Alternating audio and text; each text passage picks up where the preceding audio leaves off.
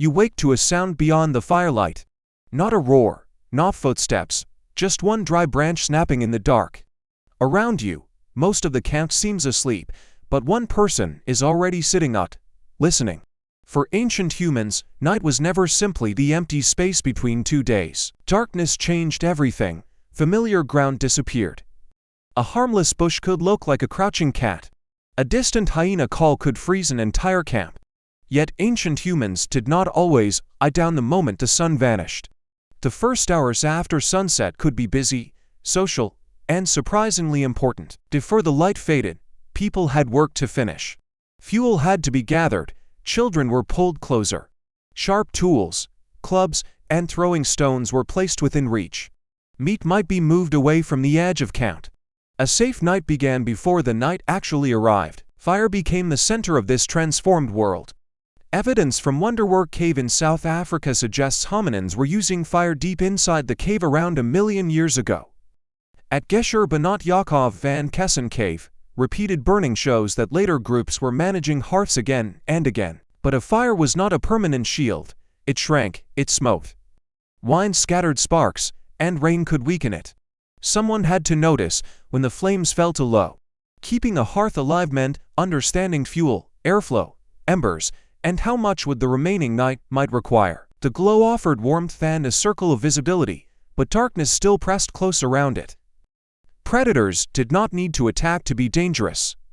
Their calls, scent, or movement could force people to wake, pull children inward, grip a weapon, or feed the fire until the threat moved away. Ancient camps probably did not depend on one heroic guard staring into the darkness until sunrise.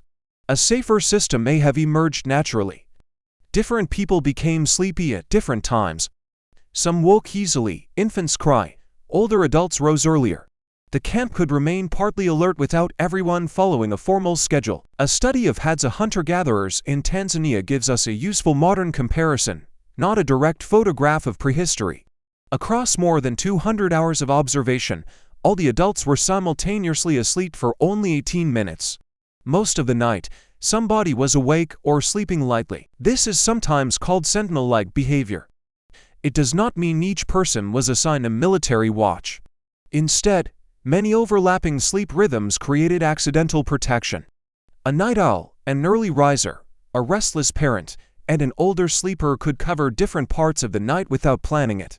Modern studies of 3 pre-industrial societies also found that people usually did not fall asleep at sunset. On average, sleep began more than 3 hours later. Actual sleep lasted roughly 6 to 7 hours, and waking often came before sunrise.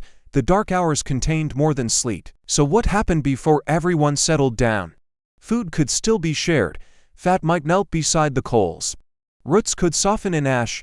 A returning hunter might describe tracks, a missed throw, or danger near a water source. Information gathered during the day became useful to the whole group at night. Simple maintenance also fit the fire-lit hours. A wooden point could be inspected. Plant fibers could be twisted. A hide could be scraped or folded. A cracked handle could be bound again. We cannot prove exactly which task happened at which hour, but hearth-centered camps extended useful activity beyond daylight. The most important nighttime activity may have left almost no object for archaeologists to find: conversation. Among Hunzi communities studied in southern Africa, daytime talk focused heavily on work and social problems. After dark, firelight conversations shifted toward stories, songs, ceremonies, and people far beyond the camp. That comparison does not prove that every ancient group told stories in the same way, but it shows what fire can do to human attention. During the day, eyes and hands are occupied by food, tools, children, and movement. At night, a small circle of faces becomes the entire visible world. A story could carry practical knowledge without sounding like a lesson. Where did the leopard wait? Which relative once crossed the flooded valley? Why should children avoid a certain plant? Memory became a survival tool, and emotion made the information easier to remember. Night talk also connected people who were not physically present. A visitor could describe another band, a distant landscape, a marriage, a death, or a place where stone was plentiful. Around the fire, the camp could medley travel far beyond the small patch of ground illuminated by flames. There may also have been singing, rhythmic movement, joking, grooming, and quiet reassurance. These activities did not fill every night, and they varied enormously across time and place. But cooperation needed maintenance just as surely as a spear or hearth did. Night gave relationships time. Children were not merely silent sleepers beside the adults. A frightened child needed calming, a baby needed feeding. Older children listened, copied gestures, learned voices, and discovered who was trusted. Much of culture may have passed between generations in moments that left no fossil behind. The injured and sick changed the rhythm of camp as well. Pain interrupted sleep, fever demanded water. A damaged limb needed protection from accidental kicks or sudden movement.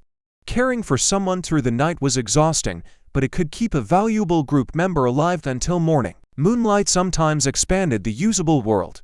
People could step beyond the fire to relieve themselves, check stored food, collect nearby fuel, or study the sky. Stars, wind, clouds, and animal calls offered clues about direction, weather, and what might be moving nearby. Yet leaving the group was risky. A person alone could see less, hear confusing echoes, and return to find the fire hidden behind rocks or trees. Night travel probably depended on landscape, moonlight, urgency, and local knowledge.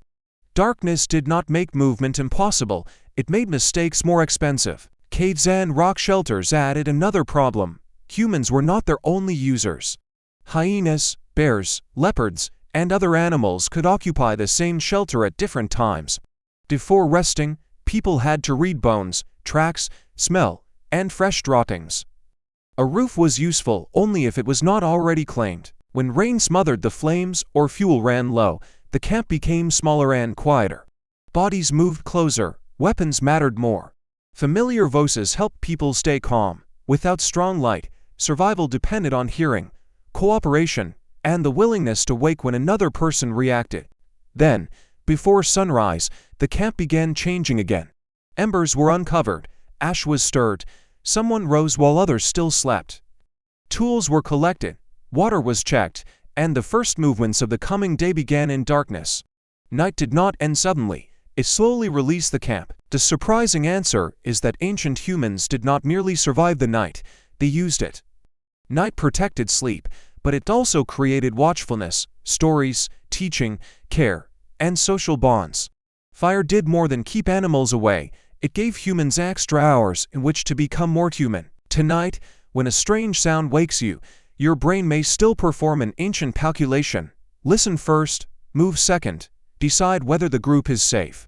If you enjoyed this journey into the distant past, subscribe for more stories about ancient humans and human evolution.